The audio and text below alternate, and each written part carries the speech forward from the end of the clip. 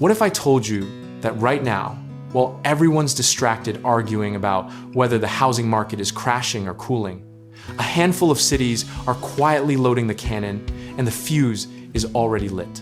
We're not talking about slow burns here. We're talking about the kind of price jumps that turn a skeptic into a believer and a hesitant buyer into someone who wishes they'd moved faster. Think about what happened to Austin, Boise, and Nashville just 5 or 6 years ago. People called those markets overpriced before they doubled. And the folks who listen to the doubters are still renting while early movers are sitting on serious equity. The same setup is happening again, just in cities most people can't even point to on a map yet. So what actually causes a city to explode? And why does it feel like these things only get obvious in the rearview mirror? It comes down to a simple cocktail: jobs moving in, housing supply lagging behind, and population chasing opportunity like moths to a light. The macroeconomic engine here is remote work, reshaping corporate geography, with companies planting flags in lower-cost metros to attract talent that can't afford coastal rents anymore. When a major employer announces a campus in a secondary city, that's not a press release, that's a starting pistol. Now, you might be thinking, didn't we already learn this lesson with the pandemic boom towns that pulled back?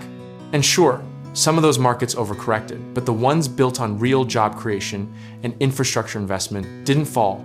They just paused and then kept climbing. There's a difference between speculative hype and structural demand. And right now, several cities are firmly in the second category.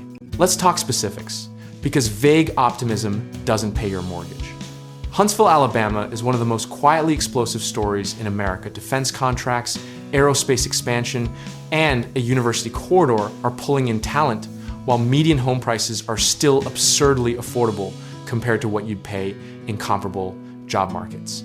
Greenville, South Carolina is another one flying under the radar, with manufacturing investment pouring in from international automakers and a downtown revival that's attracting younger professionals who are repricing the whole region. The irony is that the people who could benefit most are still waiting for permission from the news cycle that won't cover it until the prices are already up 30%. Then there's Columbus, Ohio, already on many lists, but still underestimated, where the semiconductor boom tied to the Intel chip plant expansion is creating a multiplier effect across housing, retail, and services that's only just beginning to show up in valuations.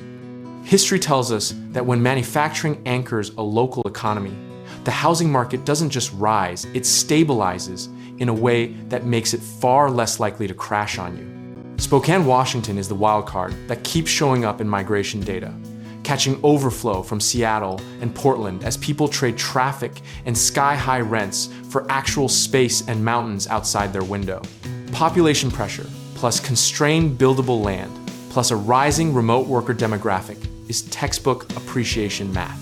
Let's address the elephant in the room, which is the interest rate environment that's making everyone feel like buying right now is financial self-harm. Here's the thing, rates affect your monthly payment today, but they don't erase the underlying demand dynamics that are pushing these markets.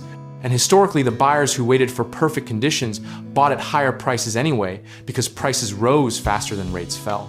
The real misconception is that you need to time the market perfectly to win in real estate, when the boring truth is that time in the market has beaten timing the market in almost every documented cycle, going back to the post-war boom.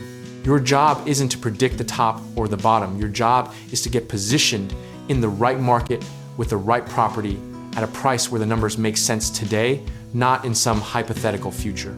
Practically speaking, the discipline here is about sizing your position so that you can survive a flat year or even a small dip without panicking out of a good long-term hold. Conviction without a plan is just gambling with extra steps. And the investors who quietly built wealth in real estate weren't the loudest ones at the dinner party, they were the most systematic ones. There's something almost philosophical about watching a city transform, because you're essentially betting on human behavior that people will keep chasing opportunity, that communities will keep investing in themselves, and that the fundamentals of shelter and location will keep mattering. And in every cycle, through recessions and rate hikes and geopolitical chaos, that bet has paid off for patient, disciplined buyers with realistic expectations. Whether prices jump next quarter or next year, if you've done your homework on the market, the property, and your own financial position, You can be genuinely comfortable with any outcome because you built a margin of safety into the decision from the start. That's not passive optimism. That's rational preparation, wearing a very calm face. If you want help getting started in any of these markets, whether you're looking at real estate investing, need contracting work done on a property, or want to connect with lenders who understand these emerging cities, check out our links in the description below.